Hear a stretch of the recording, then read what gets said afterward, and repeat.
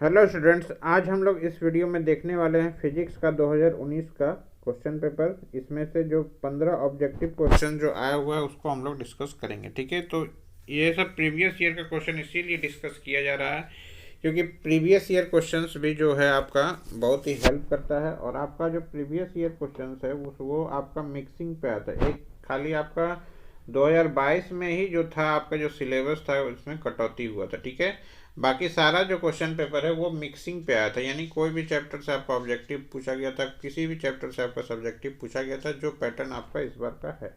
ठीक है, देखिए पहला है आपका 2 point charges of +3 microcoulomb and +4 microcoulomb repel each other with a force of 10 Newton. If each is given an additional charge of -6 microcoulomb, the new force is। देखिए यहाँ पे आपको पूरा फॉर्मूला लगा करके लिखने का कोई ज़रूरत नहीं है क्वेश्चन में। ठीक है, कि हम 1/4πε0 Q1Q2/r² लिख रहे हैं। क्यों लिखने जाएंगे? यहाँ ऑब्जेक्टिव है, यहाँ हमको सिर्फ दिखाना है कि क्या किस प्रकार से उत्तर आएगा, आपको खाली उत्तर दे देना है। देखिए कैसे बनाएंगे, तो कैसे बनाएंगे वो देखिए।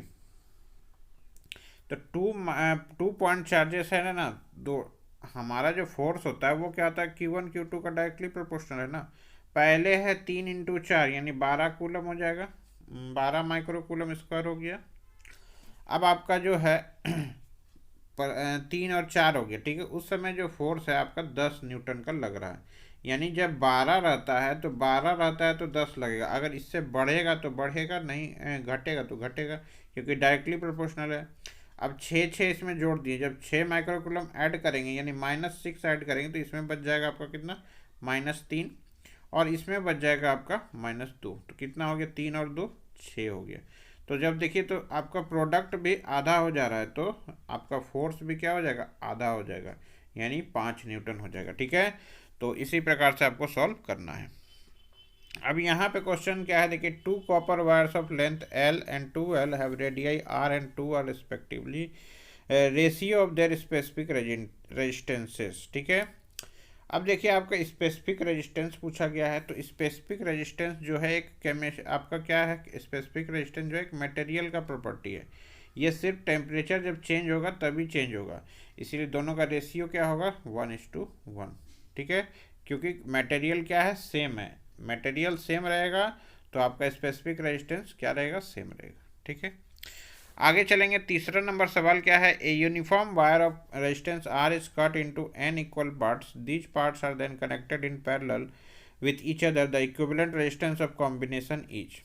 ठीक है, एक रेजिस्टेंस आर है जिसको हम लोग काट दिए n इक्वल पार्ट में। मान लीजिए आर है, ये डायरेक्टली प्रोपोर्शनल टू एल होता है, यानी जितना काटेंगे उतना बराबरी से उसका कटेगा। यानी कि इसमें जब हम लोग जोड़ेंगे तो क्या हो जाएगा आपका, तो यहाँ पे जब हम लोग इसको जोड़ेंगे तो क्या होगा, पैरेलली जोड़ने बोल रहा है। तो मान लीजिए पैरेलली जोड़ेंगे तो उत्तर आपका क्या आता है, पैरेलली में R/n आता है ना, आता है, तो वही अब आपका उत्तर हो जाएगा। यानी कि देखिए मान लीजिए दो को जोड़ दिए। ठीक है, तो हम लोग दो को जोड़ेंगे, पैरेलली जोड़े ना, तो 1/2 + 1/2 जोड़ दिए 1/r इक्विवेलेंट, तो क्या आता है, 1 आता है। तो 1/r इसको उल्टा करते हैं तो 1/1, तो R/n। ठीक है, तो R जैसे दिया हुआ था 2, तो 2 को हम लोग क्या किए, काट दिए आधा आधा में, तो R/n। अगला है आपका proton enters uniform magnetic field of 5 tesla with velocity this at right angles to the field. Formula क्या याद रखना है आपको, QVB sin थीटा। तो साइन कितना दिया है, 90 दिया है, 1 हो जाएगा। Q कितना है आपका, प्रोटॉन बोला है। ठीक है, प्रोटॉन बोला है तो प्रोटॉन का चार्ज लिख दीजिए, प्रोटॉन का चार्ज लिख दिए हम लोग। वेलोसिटी लिख दिए 4 × 10⁷ × 5 टेस्ला। जब इसको आप कैलकुलेट कीजिएगा तो आपका उत्तर आ जाएगा 3.2 × 10⁻11 न्यूटन। ठीक है, तो इसके बाद हम लोग चलेंगे 5वां नंबर सवाल में, the phase difference between current end voltage in an AC circuit. ये हमने अल्टरनेटिंग करंट का जो चैप्टर का वीडियो डाला है MCQ का, उसमें 30 क्वेश्चंस को हमने कलेक्ट किया था, वहाँ पे ये क्वेश्चन आपको जरूर मिला होगा। ठीक है, ये कितना का डिफरेंस होता है बस आप याद रखना है, 90 डिग्री का। ठीक है, चलिए अगला सवाल देख लेते हैं क्या है। अगला है आपका स्पीड ऑफ बताना है गामा रे, एक्स रे और माइक्रोवेव का स्पीड क्या होगा वैक्यूम में। देखिए सबसे पहला बात कि गामा रे हो, एक्सरे हो, माइक्रोवेव हो, सारा क्या है, इलेक्ट्रोमैग्नेटिक वेव है। तो इलेक्ट्रोमैग्नेटिक वेव जो होता है उसका स्पीड क्या होता है, सेम होता है ना, 3 × 10⁸। तो सारा क्या होगा, बराबर ही होगा, ऑप्शन नंबर ए। तो यहाँ पे आपको कंफ्यूज नहीं होना है कि हम ये फार्मूला लगा दिए B = न्यू लैम्डा करके, नहीं, ये फार्मूला नहीं लगेगा। ये इसलिए नहीं लगेगा कि सारा एक इलेक्ट्रोमैग्नेटिक वेव का प्रॉपर्टी है, यहाँ सिर्फ इसका फ्रीक्वेंसी और लैम्डा में चेंजिंग आता है, ठीक है। चलिए, यहाँ पे स्पीड का जब भी पूछेगा तो आपको इक्वल टू का साइन लगा के आंसर देना है, ठीक। 7वां नंबर है आपका, on which principle does optical fibre act. ये भी क्वेश्चन आपको कराया गया क्वेश्चन है। Interference, total internal reflection, reflection या रिफ्रैक्शन। तो ऑप्टिकल फाइबर जो है आपका टोटल इंटरनल रिफ्लेक्शन पे डिपेंड करता है, यानी ऑप्शन नंबर बी आपका सही हो जाएगा। ये सारा क्वेश्चन, ये क्वेश्चन जो है हमने जो आपका लाइट चैप्टर का एक वीडियो डाला है उसमें आपको देखिएगा, मिल जाएगा, ठीक है। अब है आपका in an astronomical telescope focal length of the two lenses are 0.3 metre and 0.05 metre in normal adjustment, the distance between them is. देखिए, डिस्टेंस बिटवीन जब निकालते हैं तो F0 + FE, यानी ऑब्जेक्टिव का फोकल लेंथ और आईपीस का फोकल लेंथ को क्या करते हैं, ऐड कर देते हैं। तो 0.3 + 0.05 यानी क्या आ जाएगा, 0.35। 0.35 देखिए तो ऑप्शन नंबर सी में आपका दिख जाएगा, ठीक है।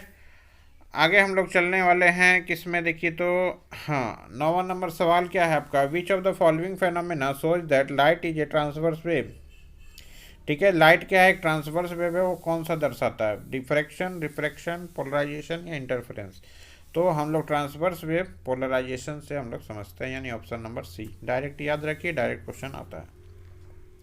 अब यहाँ पे एक थ्योरेटिकल सवाल है, ठीक है। यहाँ देखिए, in a photoelectric experiment if both the intensity and frequency of incident light are double. कहने का मतलब उसका है कि फ्रीक्वेंसी भी बढ़ा दे रहे हैं और इंटेंसिटी भी बढ़ा दे रहे हैं, तो सैचुरेशन फोटो इलेक्ट्रिक करंट क्या होगा।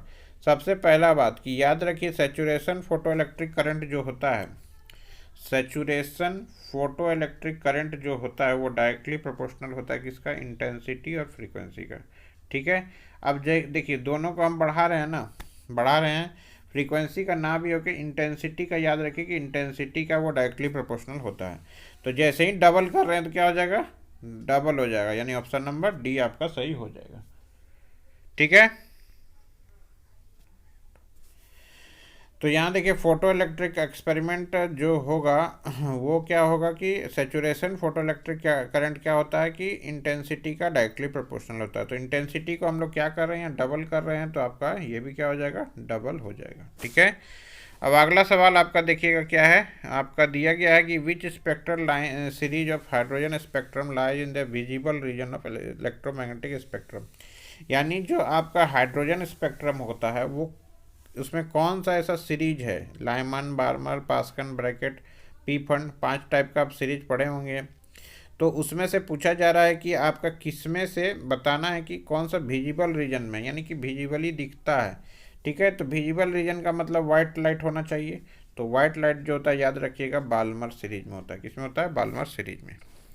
11 नंबर हो गया सॉल्यूशन। अब 12वां नंबर देखिएगा, if the radius of the first orbit of hydrogen atom is 5.3 × 10⁻⁻11 metre, then radius of the second orbit, याद रखिए कि n² टाइम्स आपका बढ़ जाएगा, ठीक है। n² टाइम्स क्या होगा, बढ़ जाएगा।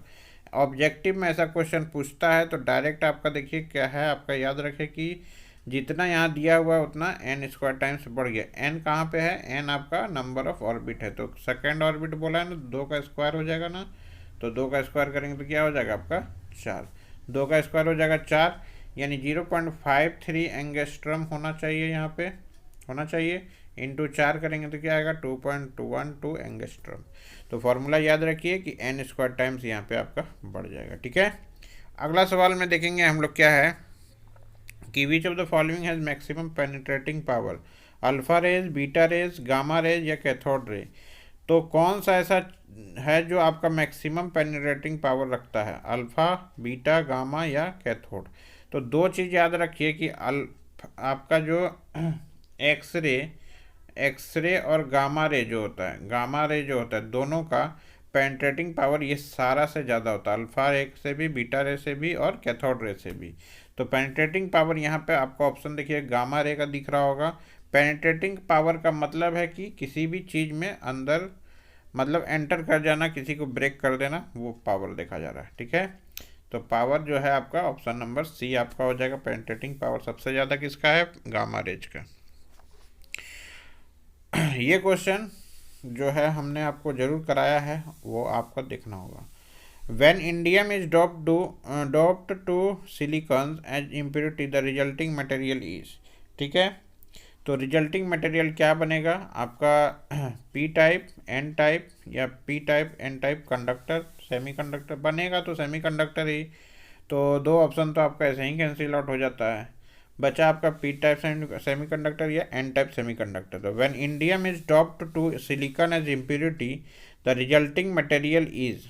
रिजल्टिंग मटेरियल जो बनेगा, इंडियम क्या होता है? इंडियम का भी वैलेंसी क्या होता है आपका? 3 होता है, और सिलिकॉन का कितना हो गया? 4 हो गया। तो एक आपका क्या हो जाएगा? वैकेंट रह जाएगा। तो एक वैकेंट रह जाएगा, तो यानी कि पी टाइप सेमीकंडक्टर। अगला है आपका फोटो डायोड क्या फंक्शन करता है? फोटो डायोड क्या होता है? फोटो डायोड होता है कि आपका जैसे ही लाइट इसमें पास करेंगे, लाइट देंगे फोटो डायोड पे, तो वो इलेक्ट्रिसिटी में उसको कन्वर्ट करेगा। तो बहुत सारा जगह यूज होता है, डिटेक्टर में यूज होता है, बहुत सारा चीज़ें। फॉरवर्ड बायस में काम करता है कि रिवर्स बायस में काम करता है कि दोनों में काम करता है, या इसमें से कोई नहीं। तो फोटो डायोड जो है आपका, याद रखिए किसमें? रिवर्स बायस में काम करता है। किसमें? रिवर्स बायस में। तो यहाँ पे देखिए हमने ऑब्जेक्टिव जो है बहुत सारा आपको सॉल्यूशन कराया है, तो ऑब्जेक्टिव में तो खास करके आपको कोई भी दिक्कत नहीं होने जा रहा है। ठीक है, इसके बाद 19 हो गया। 20 में आपको कराया नहीं, 20 का क्वेश्चन कराया जाएगा। ठीक है, 21 में तो एग्ज़ाम नहीं हुआ है, फिर भी उसका मॉडल पेपर को हम लोग करेंगे। किसको करेंगे? 2021 का मॉडल पेपर को कर लेंगे, और 22 का भी मॉडल पेपर का करेंगे, क्योंकि उसमें भी न्यूमेरिकल बेस्ड क्वेश्चन जो था वो करना है। सबसे पहला बात कि 2 क्वेश्चन 3 क्वेश्चन ऐसा ही आएगा आपका न्यूमेरिकल बेस्ड। ठीक है, न्यूमेरिकल टाइप का आपका क्वेश्चन आने वाला है। ठीक है, जो आपका छोटा छोटा फॉर्मूला पे आपका पूछा जा सकता है। ठीक है, तो आई थिंक आपको ज़रूर सारा क्वेश्चन समझ में आ गया होगा। धन्यवाद।